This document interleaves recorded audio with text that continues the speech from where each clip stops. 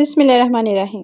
جب بھی میری شادی ہوتی تو شادی کی رات ہی ابو میرے شوہر کو 25 لاکھ دے کر کہتے میری بیٹی کو طلاق دے دو۔ یوں میں اب تک کئی طلاقیں لے چکی تھی، مگر ہمیشہ ابا میری زبردستی شادی کروا کر طلاق دلواتے اور وجہ کچھ بھی نہ بتاتے۔ لیکن اماں اسی رات مجھے دودھ میں ہلدی ڈال کر دیتی، جس کو پیتے ہی میں سو جاتی تھی۔ آنکھ کھلتی تو ہر کوئی مجھے عجیب سی نظروں سے دیکھتا۔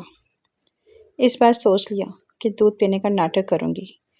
یوں جیسے ہی جھوٹ موٹ کی سوئی تو پاؤں تلے سے زمین نکل گئی، جب میرا شوہر میرے روبرو بیٹھا مجھے بڑے غور سے دیکھ رہا تھا، جبکہ میں شادی کی اسٹیج پر دلہن بنی بیٹھی خود ہی میں سمٹ چلی جا رہی تھی۔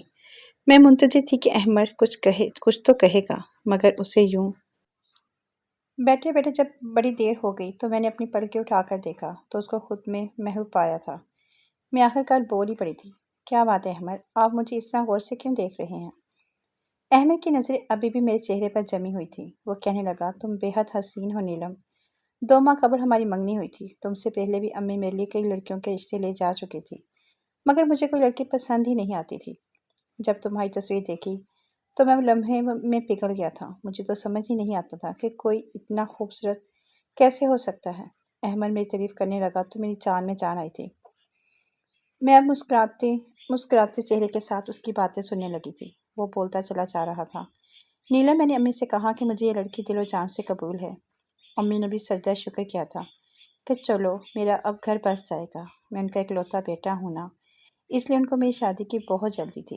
میں نے بھی کہا کہ چٹ منگنی اور پٹ بیاہ کر دیں، میں زیادہ انتظار نہیں کر سکتا۔ امی نے میرا کہا مان لیا، اور اب دیکھو نا، تم محض 2 ماہ کے بعد ہی میری ہو چکی ہو۔ مگر یہ 2 ماہ یوں ہی نہیں کٹ گئے تھے، میں نے ایک ایک لمحہ گن کر گزارا تھا۔ تم سے فون کال پر بات کرتا تھا تو جی چاہتا تھا کہ تمہیں اپنے روبرو لے آؤں۔ نیلم، آج میرے دل کے تمام ارمان پورے ہو چکے ہیں، مگر افسوس تو اس بات کا ہے کہ میں تمہیں حاصل کرنے کی خوشی بھی ڈھنگ سے نہیں منا سکا، اور وقت جدائی بھی آ گیا ہے۔ احمد کی آخری بات سن کر میں چونک گئی تھی۔ میں بولی، احمد آپ یہ کیا کہہ رہے ہیں؟ اللہ نہ کرے کہ ہم کبھی جدا ہوں۔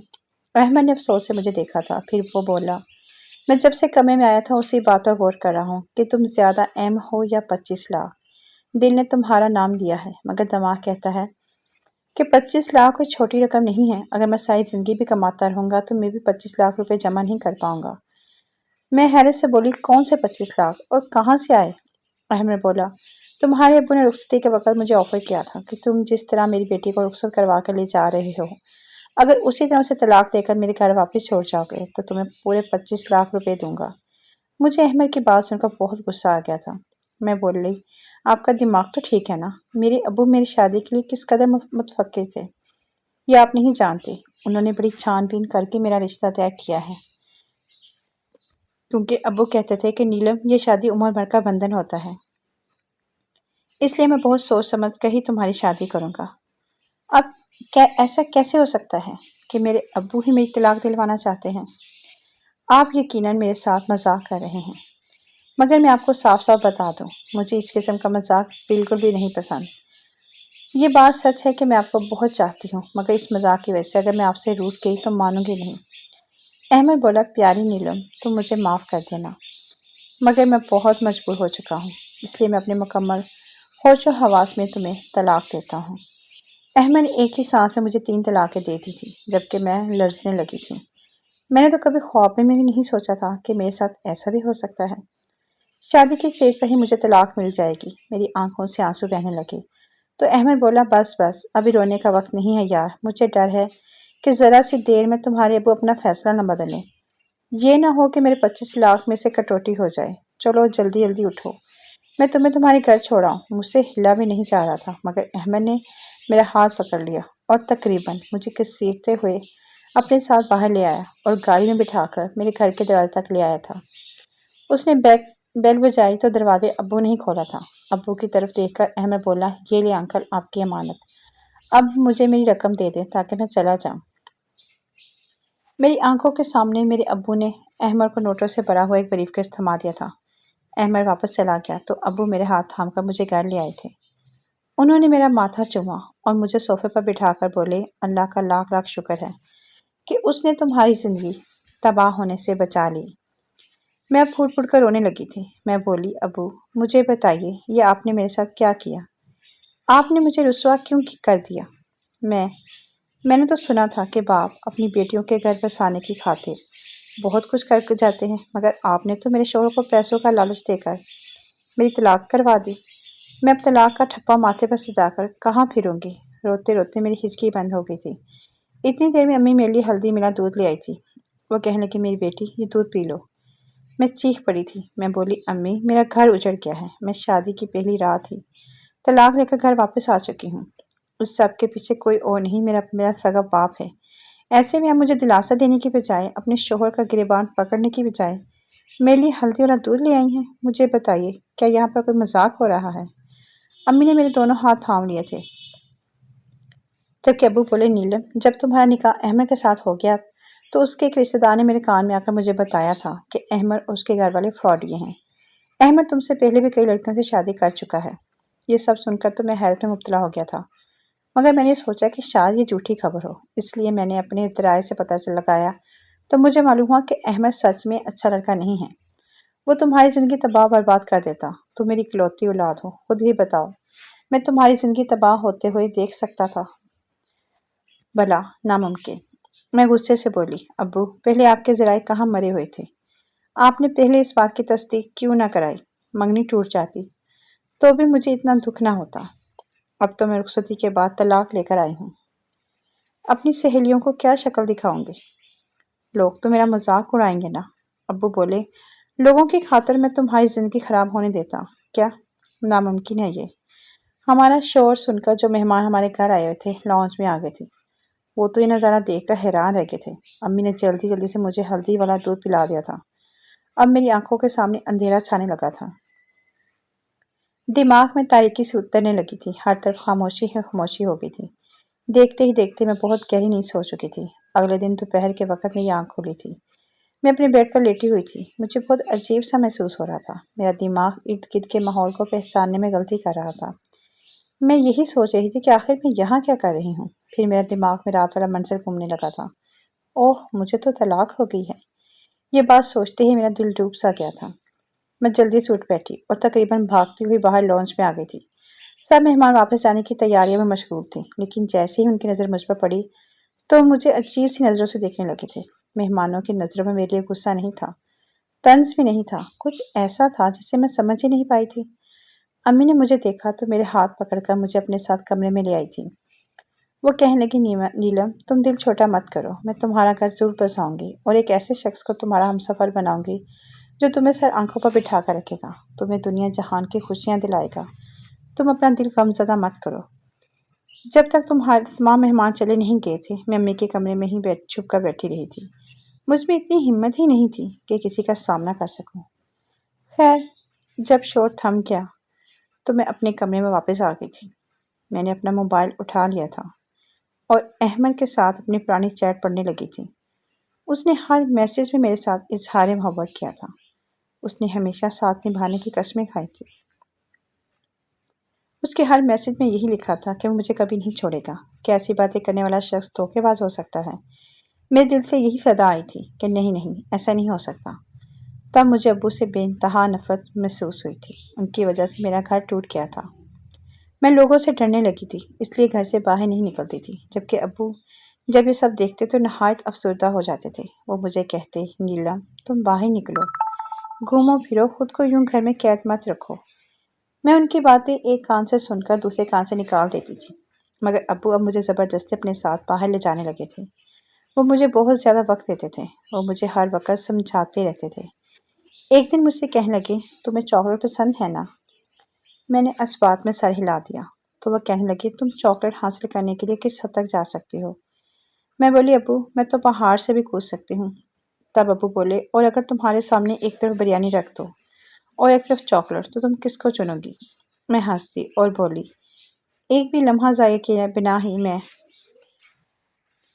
بریانی کو چن لوں گی، کیونکہ بریانی کے سامنے چاکلیٹ کی محبت دل سے کم ہو جاتی ہے۔ تب ابو بولے، نیلم تم احمد کے لیے چاکلیٹ کی اسی حیثیت رکھتی تھی، جبکہ پیسہ اس کے لیے بریانی تھا۔ اس نے تمہیں پیسے کی خاطر چھوڑ دیا تو کیا اب تم ساری زندگی اس کا روک لگا کر بیٹھی رہو گی؟ मैं अब्बू की बातें सुनकर फूट फूट कर रोने लगी थी। वो सच ही तो कह रहे थे। अहमद ने अगर मुझे छोड़ा था तो उसमें ना ही अब्बू का कसूर था और ना ही पैसों का, बल्कि असल कसूर तो अहमद की खुद की नीयत का था। उस दिन मैं इतना रोई थी कि दिल से अहमद का ख्याल हमेशा के लिए निकल गया था। अब्बू अब मुझे नई इब्तिदा के लिए तैयार कर रहे थे। उन्होंने मुझे एक लड़की की तस्वीर दिखाई तो मैंने रजामंदी ज़ाहिर कर दी थी। अब्बू ने लड़के वालों को घर बुला लिया था और मेरी और राहील की मुलाकात करवा दी थी। राहील एक अच्छा लड़का था। वो कहने लगा, मुझे इल्म है कि आपकी पहले शादी नाकाम हो चुकी है। मैं जानता हूँ कि लड़कियों के लिए शादी का टूट जाना बहुत बड़ा सदमा होता है। मैं आपको इस काम से सदमे से निकालने की पूरी पूरी कोशिश करूँगा और आपको बेइंतहा मोहब्बत दूंगा।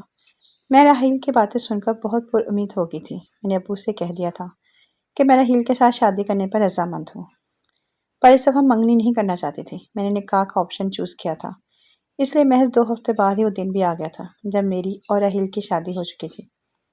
मैं खुश थी, मगर इस बार शादी की रात को लेकर दिल में बहुत से वसवसे सर उठा रहे थे। कहते हैं ना कि दूध का जला हुआ छाछ भी फूंक फूंक कर पीता है। मैं राहील के कमरे में बैठी थी। वो बहुत खुश था। मेरे पास आया, मेरा घूंघट उठाया और मेरे हाथ में सोने की अंगूठी पहनाकर बोला, नीलम, मैं तुम्हें उम्र भर की खुश रखने की कोशिश करूंगा। मैं मुस्कुराकर बोली, क्या मुझे आपके वादों पर यकीन कर लेना चाहिए? राहील ने इस बात में सर हिला दिया और बोला, जान की बाजी लगा दूंगा, मगर अपने कॉल और फेर में पूरा उतरने की कोशिश करूंगा। तभी राहील के मोबाइल की घंटी बजी थी। उसने फ़ोन निकाल कर कान से लगाया तो उसके चेहरे की मुस्कुराहट मध्यम होती ख़त्म हो गई थी। वो कहने लगा, आप ये क्या कह रहे हैं? मैं आपकी बात समझ ही नहीं पा रहा। फ़ोन करने वाला शख्स तावीले देने लगा तो राहील बोला, मैं आपकी बात पर कैसे यकीन कर लूँ? फ़ोन की दूसरी जानिब बैठे शख्स ने उससे न जाने क्या कहा था कि वह राहील के चेहरे पर मुस्कुराहट फैल गई थी। राहील ने फ़ोन बंद कर दिया था और मेरा हाथ पकड़कर बोला, नीलम, मैं तुम्हें तलाक देता हूँ, तलाक देता हूँ, तलाक देता हूँ। ये अल्फाज मेरे असाब पर हथौड़े की मांग लगे थे। मैं गुस्से से बोली, ये तुम क्या बकवास कर रहे हो? राहील कहने लगा, नीलम, मैंने 2 साल कबल ही एक प्राइवेट कंपनी में जॉब स्टार्ट की थी। मुझे बहुत बुरे हालात से गुजारा उस कंपनी वालों ने। तनख्वाह भी वाजबी सी थी, जबकि मेरे हुनर के बायस कंपनी ने बहुत कामयाबियां हासिल की थी। जिस दिन तुमसे मिलने घर आया था तब तुम्हारे अब्बू कहने लगे, मुझे बताओ राहील, तुम्हारी ज़िंदगी की सबसे बड़ी ख्वाहिश क्या है? तो मैं बोला था कि अगर मुझे 20 लाख रुपए मिल जाएं तो मैं अपना बिजनेस शुरू करना चाहूँगा। अभी तुम्हारे अब्बू का फ़ोन आया था। वो मुझे 25 लाख रुपए देने पर रजामंद थे। बदले में मुझसे तुम्हारे लिए तलाक चाहिए। मैं तुम्हें तलाक हरगिज़ ना देता, मगर एक तरफ तो तुम थी तो दूसरी तरफ मेरा एक बहुत बड़ा सपना। चलो आओ, मैं तुम्हें तुम्हारे घर छोड़ाता हूँ, क्योंकि अब हम दोनों एक दूसरे के लिए नामहरम हो चुके हैं। मेरा सर चकराने लगा था। हद तक से मेरे गाल सुर्ख हो गए थे। मैं धाड़ कर बोली, नहीं जाना मुझे तुम्हारे साथ, मैं खुद चली जाऊंगी। रहील मुस्कुराकर बोला, यार मेरी मजबूरी है कि तुम्हारे अब्बू ने मुझसे कहा है कि अगर तुम मेरी बेटी को छोड़ने आए तब ही तुम्हें पैसे दूंगा, इसलिए अगर मुझे तुम्हारे साथ ज़बरदस्ती भी करना पड़ी तो मुझसे हरगिज़ नहीं करूंगा। मैंने सर हिला दिया था। मैं कुछ कहे बगैर बिना ही रहील के साथ चल पड़ी थी। जो मर्द मुझे पैसों की खातिर तलाक दे सकता था, फिर वो मुझे कुछ भी कर सकता था। घर के दरवाजे पर रहील ने ही बैल दी थी, जबकि अब्बू मुझे देखकर बोले थे, आ गई मेरी बेटी। वो ऐसे सरसरी से अंदाज में मुझसे पूछ रहे थे जैसे मैं किसी ट्रिप से वापस आई हूँ। मैं कुछ नहीं बोली थी। अब्बू बाहर निकल कर रहील सर बातचीत करने लगे थे, जबकि अम्मी मेरे लिए हल्दी वाला दूध ले आई थी। मैं चीखने लगी थी। मैं बोली, अम्मी, अब्बू ने दूसरी बार भी मेरा घर उजाड़ दिया। तभी मुझे पीछे से अब्बू की आवाज़ सुनाई दी थी। वो कहने लगे, मैंने तुम्हें बचाने के लिए ये सब किया है। राहील एक अच्छा लड़का नहीं था, वो तुम्हें खुश नहीं कर पाता। मैं गुस्से से बोली, अब्बू, मुझे हैरत होती है कि आपने करोड़ों का बिजनेस तनहा कैसे संभाला हुआ है, जबकि आप में तो कुव्वत फैसला ही नहीं है। आपको तो इतना भी इल्म नहीं है कि मुकाबले शख्स अच्छा है या धोखेबाज। आपको तो लोगों की परख ही नहीं है। आप एक फेल इंसान हैं। मेरी धार से अम्मी दहल रही थी। अम्मी कहने लगी, बेटा ये दूध पी लो, तुम्हें सुकून मिल जाएगा।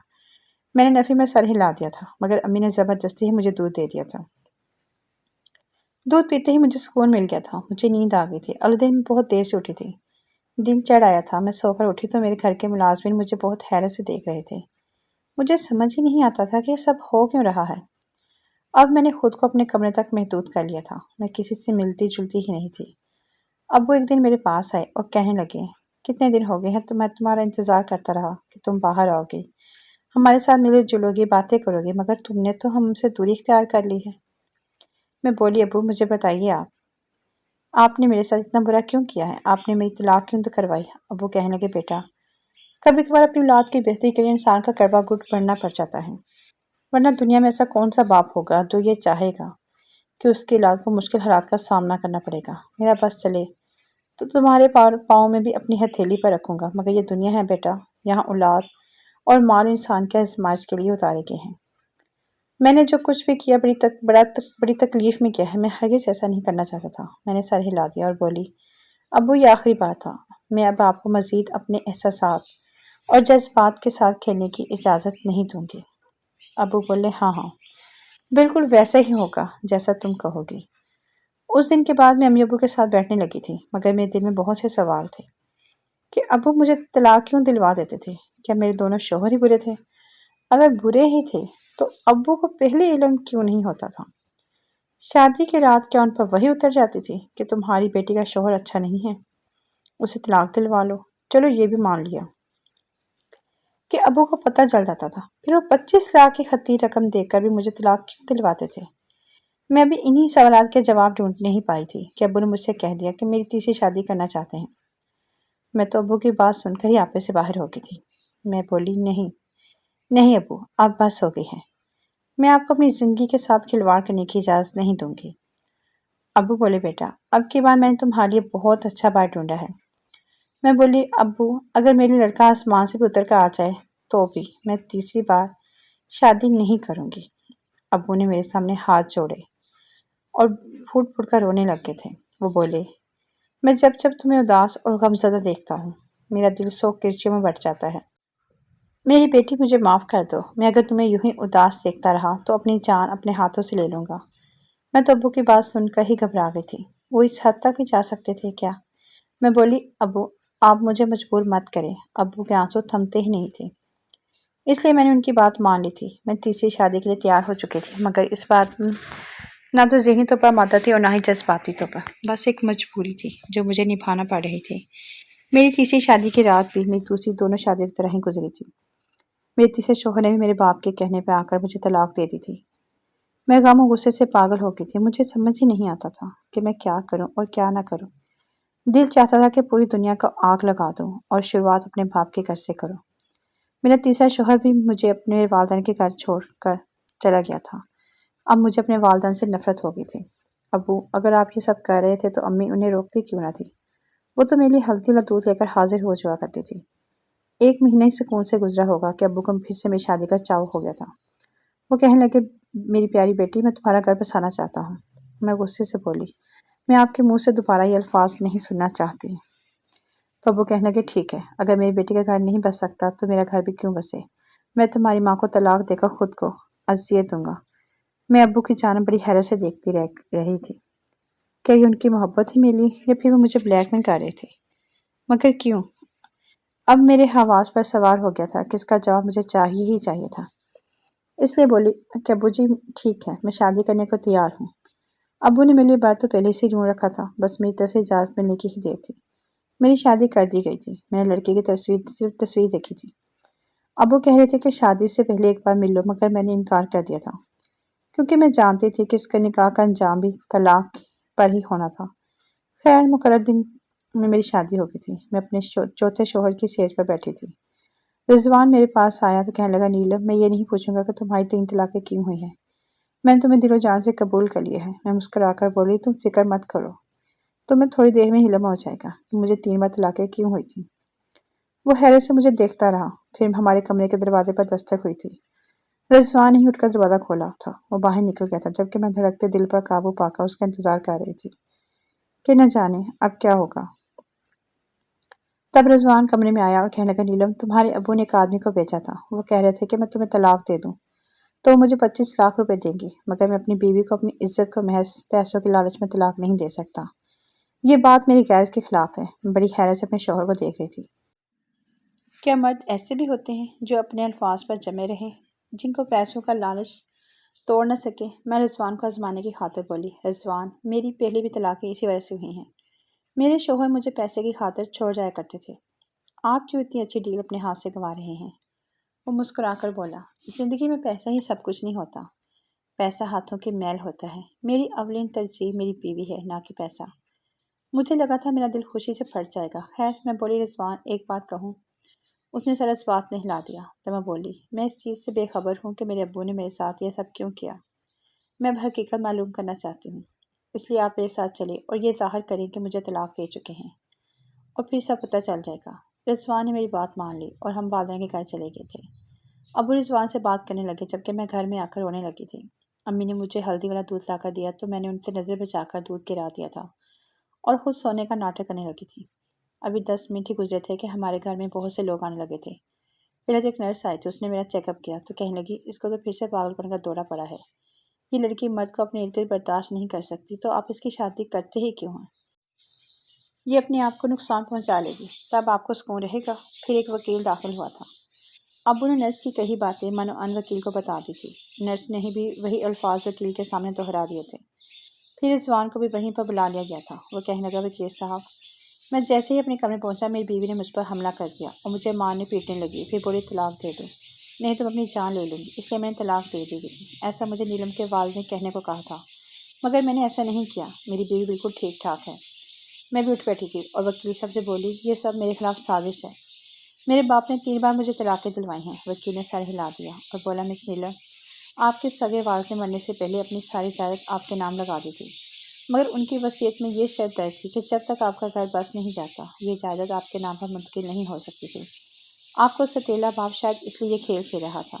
وہ ہر بار آپ کو طلاق دلوا کر مجھے بلا دیتا تھا اور کہتا تھا کہ میری بیٹی گھر بس آنے کے لیے قابل نہیں ہے، اس کے ساتھ ذہنی مسئلہ ہے، اور پھر ایسے ہی بیان آپ کے شوہر بھی دے جاتا تھا اور میں ہکا بکا رہ گئی تھی۔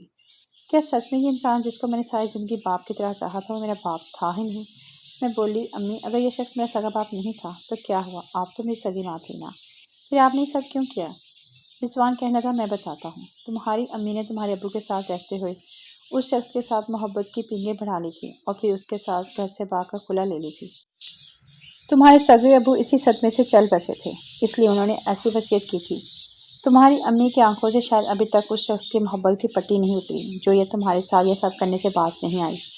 میں پھوٹ پھوٹ کر رونے لگی تھی۔ آج میں بھری دنیا میں تنہا رہ گئی تھی۔ رضوان نے ہی مجھے سہارا دیا تھا۔ میں نے اپنے والدین کے خلاف دھوکہ دہی کا مقدمہ درج کروا دیا تھا۔ ان کو پولیس پکڑ لے گئی تھی۔ جن لوگوں نے مجھ پر رحم نہیں کیا، بھلا میں ان لوگوں کا ترس کیسے کھا سکتی تھی؟ پھر جب تک ان لوگوں کا سزا نہ مل جاتی تو ان کی خصلت بدلنے والی نہیں تھی۔ ساری جائیداد میری ہو چکی تھی۔ میں اور رضوان ہر چیز کا خیال رکھ رہی تھی۔ سچ یہ ہے کہ پیسہ بہت بڑی آزمائش ہے، یہ اپنے سگے لوگوں کا بھی خون سفید کر دیتا ہے۔